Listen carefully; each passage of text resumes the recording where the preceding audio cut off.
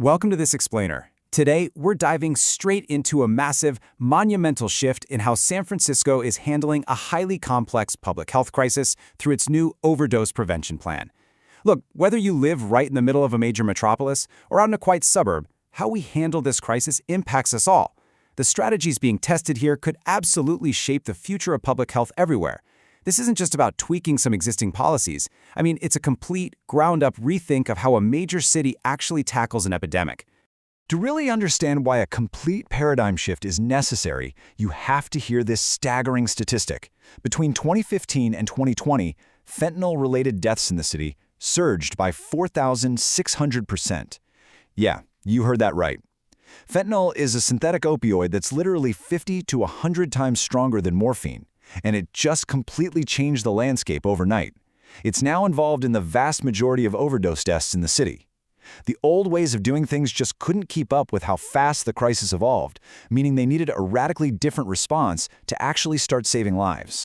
So the city is now transitioning away from these mutually exclusive treatments toward a unified whole city model. Historically, treatment and harm reduction services were treated like totally separate, siloed worlds.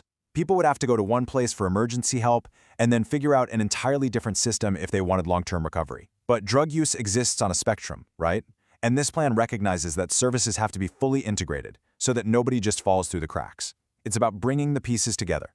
And of course, we absolutely cannot talk about this crisis without addressing who is getting hit the hardest. The data reveals a tragic disparity here. The opioid overdose death rate for Black and African American residents in San Francisco is over 5 times higher than the citywide rate. Over 5 times. This profoundly disproportionate impact really shines a light on systemic inequities, including the lasting harms of historically racist drug policies. And frankly, it demands a highly targeted, equitable response if we're ever going to close that tragic gap. So how exactly does the city plan to address all of this? Well, they've laid out 4 strategic pillars, which are going to act as our roadmap for this explainer. We've got continuum of services, community engagement, a whole city approach, and data-driven accountability. Let's just jump right in. Starting off with Strategic Area 1, Continuum of Care. This is all about breaking down those old historical walls between harm reduction and formal medical treatment. The plan bridges these previously siloed services into one smooth continuum. Think of it like a one-stop shop. They're setting up these co-located wellness hubs as the cornerstone of the whole thing. Instead of navigating an incredibly confusing maze of different agencies, someone can drop into a hub for everything from immediate overdose prevention resources to long-term housing linkages. From there, the city is expanding access to medications for addiction treatment, things like methadone or buprenorphine, which really help manage cravings and withdrawal. They're also pushing out immediate prevention services, like getting naloxone and fentanyl test strips into more hands, and building up targeting response teams that actually meet people right on the street when they're at their most vulnerable. Moving on to Strategic Area 2, Engaging the Community. Because let's be real, medical intervention alone just doesn't work that well without a strong social safety net underneath it. By teaming up directly with community groups, the city ensures their outreach is racially congruent. It specifically supports at-risk populations that were deeply harmed by past drug policies. They're doing peer-led outreach and scaling up citywide, data-driven naloxone distribution, but they're putting it in the absolute highest risk spots. We're talking supportive housing, mental health clinics, and local community hubs. This kind of tailored support ensures that the message, and more importantly, the life-saving help, actually resonates culturally. It reaches the people who need it most, building trust in communities where traditional institutions have, frankly, failed in the past. Okay, now for Strategic Area 3, the whole city approach. Honestly, this right here is the core paradigm shift of the entire plan. It takes the burden of saving lives completely out of just the medical sphere. The underlying philosophy is simple, but it's incredibly profound. The magnitude of this crisis means the Department of Public Health just cannot do this alone. It's physically impossible. Overdose prevention has to be actively woven into the fabric of every single city agency that interacts with the public, no matter what their actual primary job title happens to be. So what does this integrated model actually look like? Well, first responders, housing facilities, you name it, they're all actively implementing new prevention protocols on the ground. For example, first responders don't just treat an overdose and leave anymore. They are equipped to rapidly connect individuals directly to health resources on the spot.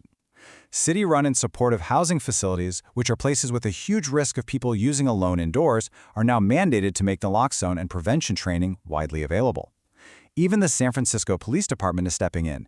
They're conducting passing calls and giving advice on crime prevention through environmental design. Basically, that means making physical changes to public spaces, like improving street lighting or clearing sightlines, just to create safer environments. It's a true all-hands-on-deck strategy.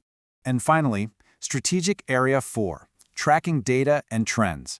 Centralized data acts as the vital feedback loop for the whole city, because you absolutely cannot fight what you aren't measuring. Tracking these overdose trends lets the city measure its success, adapt to a constantly evolving drug supply, and explicitly direct money and resources to address those ongoing racial disparities we talked about. They are centralizing their data collection across emergency room visits, 911 calls, and mortality data so they can spot alarming new trends early. And crucially, they're also conducting targeted community assessments, specifically focused on Black San Franciscans. The data here isn't just about boring spreadsheets. It's a vital, living tool used to ensure equity and to adapt public health programs to the harsh realities of what's actually happening on the street. All of these metrics ultimately drive accountability toward two very specific major goals for 2025. They want a 15% overall reduction in fatal overdoses citywide, but they also want a targeted 30% reduction in disparities for Black residents.